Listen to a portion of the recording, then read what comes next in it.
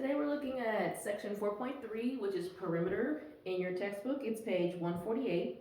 And so now that we kind of have a basic understanding of shapes and polygons, now we're going to talk about some things that we can do to measure or quantify those polygons.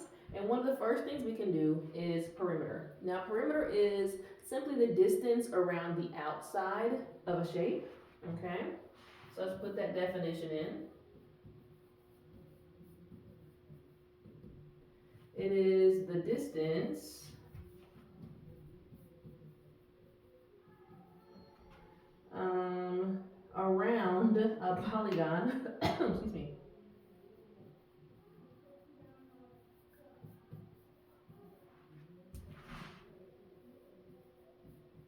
around the outside of a polygon. Okay, so we know we're talking about like just the edge, not like any space filled in, anything like that. Just the distance around the edge. It doesn't have to be a specific shape. So the example that you have in your book on 4.3A, let's see if I can sketch something similar. But it looks kind of like that. And it has labeled 3 centimeters here, 2 centimeters here, 3.5 centimeters, 4.3 centimeters, and 2.1 centimeters. Okay, so perimeter is only concerned about the outside. We're not looking at how much space is inside. We just want to know the distance around, almost as if you were going to, walk around the edge of this shape. How far would you walk if you went all the way around? Well, we would need to then add each distance together. So the basic process to find perimeter is really just to add all the sides together. Okay, so one way to do it is to add all the sides. All right, this one happens to have decimals, so be careful. It would look like, 3 plus 2, 3.5. We would have to leave that space, for the decimals would be there.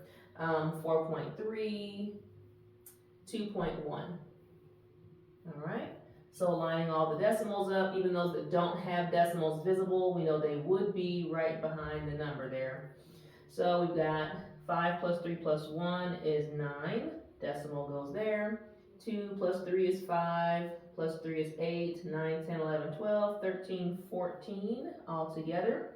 So 14.9. Now because we are, talking about measurements, we need to tell what unit these were in. Notice it was all the same unit, centimeters, so our answer is also in centimeters, okay? Just adding all the sides together. Now, there are some shapes that we can have a specific formula to find perimeter because it's kind of a pattern that we notice that happens. So they also list for us a shape like a rectangle here.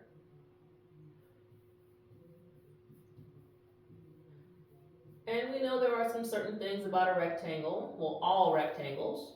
And we know all rectangles have opposite sides that are equal to each other. So we know that this side and this side, these smaller ones are equal, and these two longer sides are equal to each other. So what we've done is to say, instead of just adding them all together, which we could do that, a shortcut says, I have 2 of these, so I can take this one length times 2 and add it to this length times 2. And that formula looks like this. P means perimeter, and we know we can take 2 times the length, that'd be your longer side, plus 2 times your width, which is your shorter side. So again, I can still add all the sides together if I wanted to, but the shortcut says I can use the formula P equals 2L plus 2W. Another shape that has a nice pattern is a square. We know that one of the things that makes a square unique is that all 4 sides are equal. So if I know the length of one side, I know the length of all 4 sides.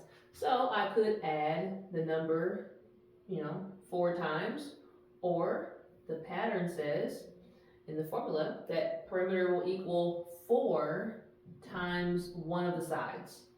If I know one of them, just take that side times 4, and I'll know the distance all the way around. And then another one they have here, for example, a hexagon.